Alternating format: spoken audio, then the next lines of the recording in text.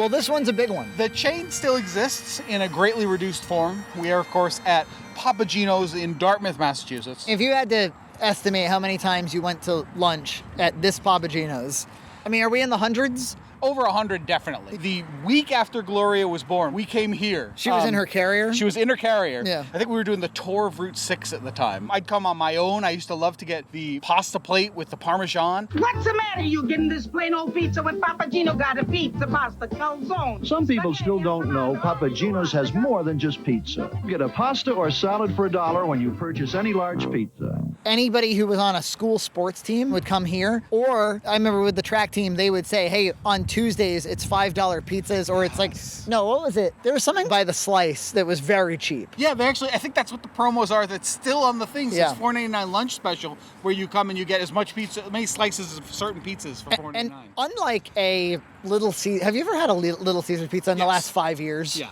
Well, they're garbage. Yeah, they they're taste like they came from the bottom of a cafeteria. This pizza ain't bad. It's not bad. It's The pretty good. service, on the other hand. Oh, man. Now, it was Nina who turned me on to, she was like, their house salads ain't bad. They have a barbecue chicken salad. At some point in its life, it fell off the menu, but it's still keyable in the register. So I have to go through a little process with the person where I'm like, it's actually there. If they're inexperienced, they do the buffalo chicken and sub in barbecue. I'm like, no, you don't have to do that. Mine has cheddar cheese on it. And we go through a whole thing. The big cheese here would like me to special.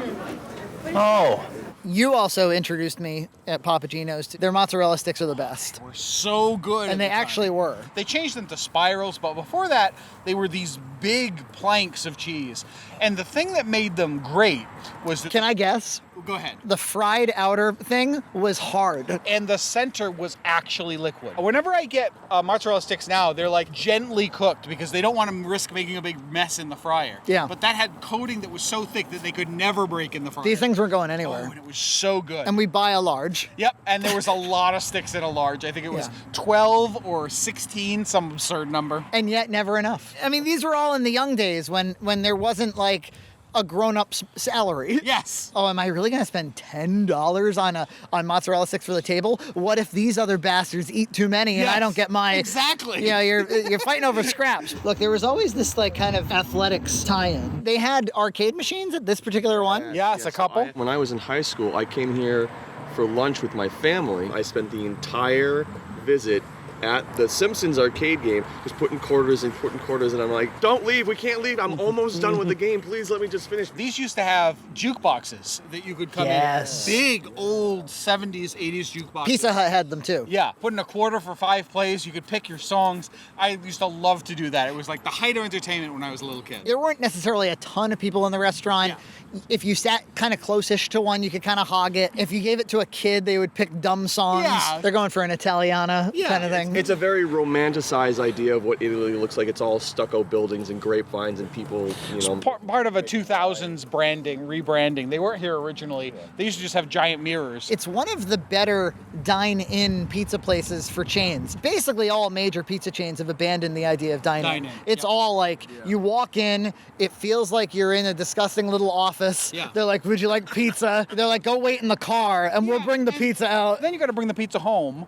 Yeah. And it's not nearly as fresh as if you had just got it right there. Very true. There's a private pizza place in town called Nick's. That's my favorite. Really great pizza. But if you bring it home, I'm not saying it's bad. Yeah. But it's like 30% worse. Yes, it is. Just from a 10-minute car ride. Yep, that's right. You got to eat it there, man. You got to eat it there. And that's true of any food, really, but pizza especially. My favorite pizza is still Papa Gino's 2 pepperoni slices. Is it really? Yep. This is your favorite pizza? I think so. They have that kind of grainy bread, which is kind of nice. I think that maybe they put more sugar in the tomato sauce. They do have a sweet sauce. Yep. I remember Aaron, with all of his pizza, he always said light on the sauce. He didn't want too saucy a pizza. I love a saucy pizza.